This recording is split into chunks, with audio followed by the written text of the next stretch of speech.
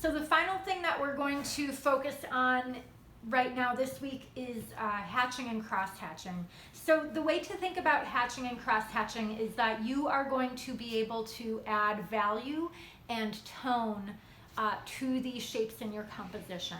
And so you have to think about hatching and cross-hatching as basically like an extension of contour lines. To get started, I have already mapped out this contour line drawing of this bottle. And so what I'm going to do now is I'm going to add hatching and cross-hatching to begin to define the value of the bottle. And so to define areas of shadow, areas of brightness. And so what I'm noticing is that there's a highlight along this curve here, and that generally this side of the bottle is brighter and then this side of the bottle is in shadow. And so as I'm adding hatching and cross-hatching, you're gonna notice that that shadow is gonna begin to develop. Now keep in mind, the most important thing right now is that I am not blending any of these lines together, and I really wanna see you work on that as well. We will be getting into blending and shading later, but for now I really want you to be using the accumulation of lines as a way to create these gradations and differences in your composition. So do not blend your lines together. The other thing I want you to notice is that as I'm working, I'm making sure that my hatching is following the curve of the bottle.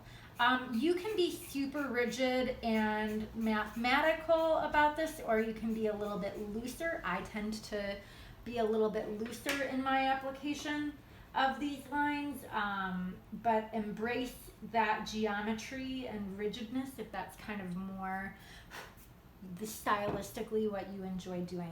And so what I'm doing as I'm adding hatching and cross-hatching is I'm working along the volume of this shape. So I'm basically translating my form into a shape on the paper, and I'm working with the volume that I know is there, because then what that does is it enhances the volume of the bottle so that the viewer can understand that volume fully.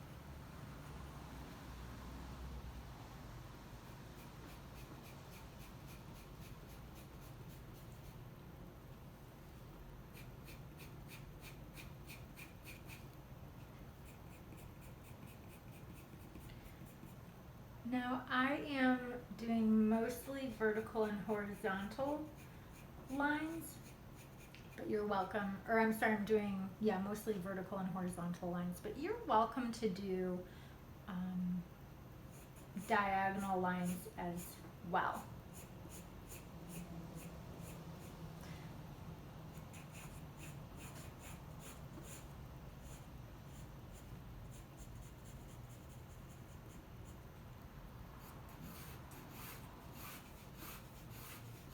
Hatching and cross-hatching lends itself really well to gesture. The other thing to keep in mind is that I am still working with this much lighter pencil. This is my 2H pencil. I will incorporate some of the darker 2B into this drawing later, but for now I just want to limit myself to this pencil because I don't want to go too far too quickly. I really want to remain take it kind of slow and not get carried away.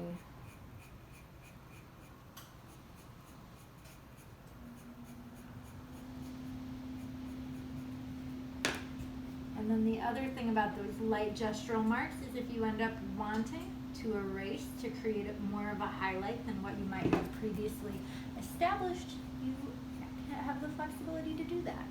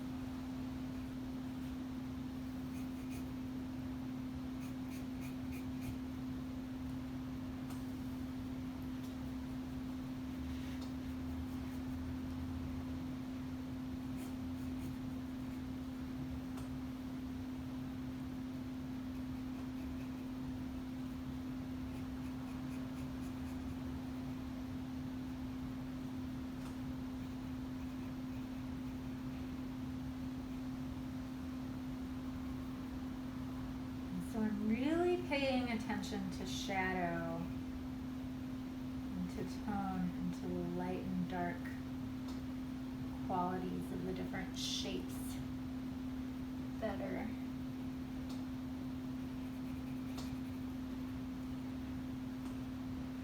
in here.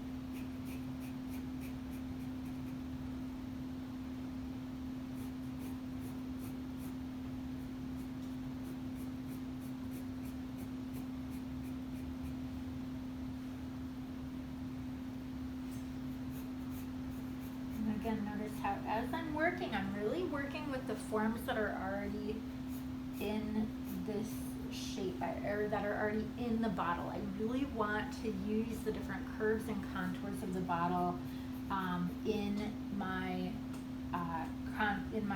hatching and cross hatching, and so I really want to use the hatching and cross hatching to further the viewer's understanding of the forms in the bottle.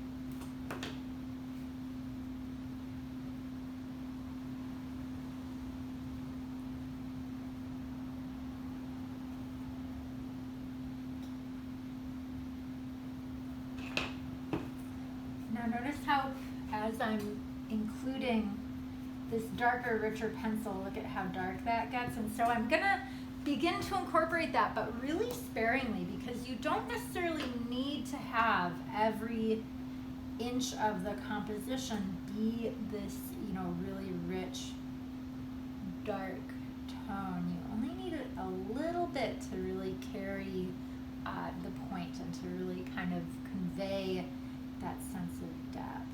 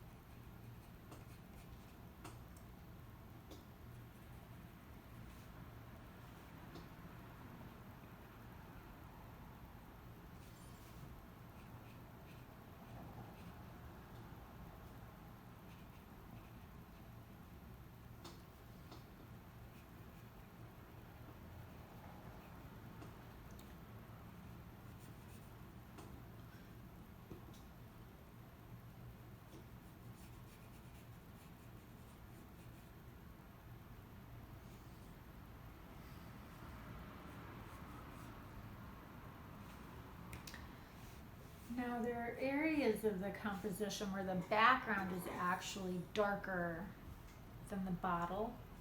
And so you're welcome to begin to define those areas if you want. So I might do a little bit of that work at the very end, and I'll, you know, show you what that will look like.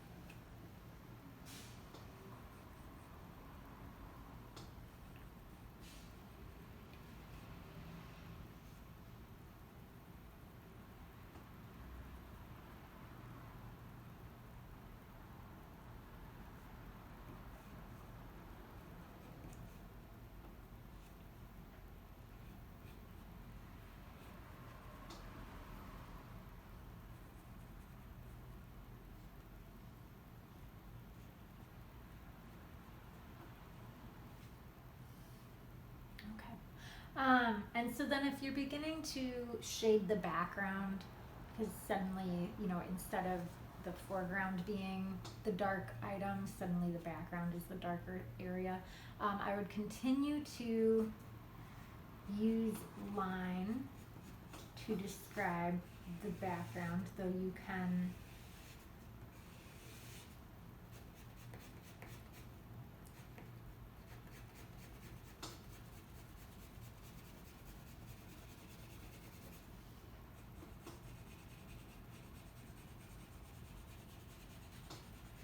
certainly, if you're using line and layering line like this, you'll certainly get to a point where it'll feel pretty opaque.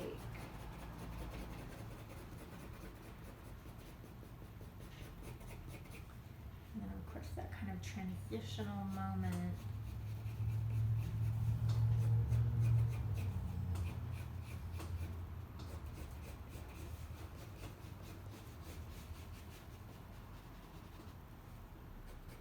And so some of this is also just a matter of how hard you're pressing the pencil.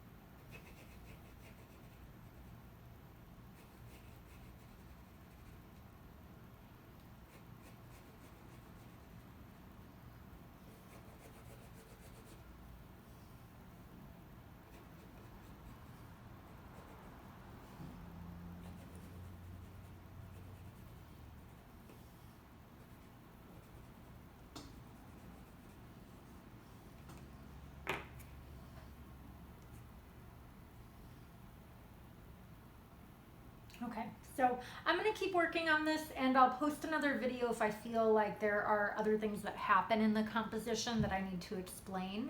But suffice to say, I want you guys to work to this level of detail. Really strive to be gestural and explore mark making, and have fun with this, because it should be a chance for you to explore and to begin to develop a personality as you are learning to hold the utensils. And I hope that as you were watching this video that you were paying attention to the way that I was holding the pencils. So keep in mind, you know, this, or I'll use this one. This is a really standard way of holding a pencil, but if you really want to do effective mark making, I would recommend holding the pencil at the very end, or holding the pencil further towards the end, and holding the pencil like this. So with your index finger here, and then your thumb pinching it like that. So you can think about pinching the pencil and then holding it like that. And you're gonna really be able to do a lot of fun mark making if you are, you know, really moving the pencil around in your hand and holding it you know, at more of a length and in this way, instead of just kind of, you know, holding it really tightly towards the tip of the pencil. So explore that, and then I'll be watching you as you work.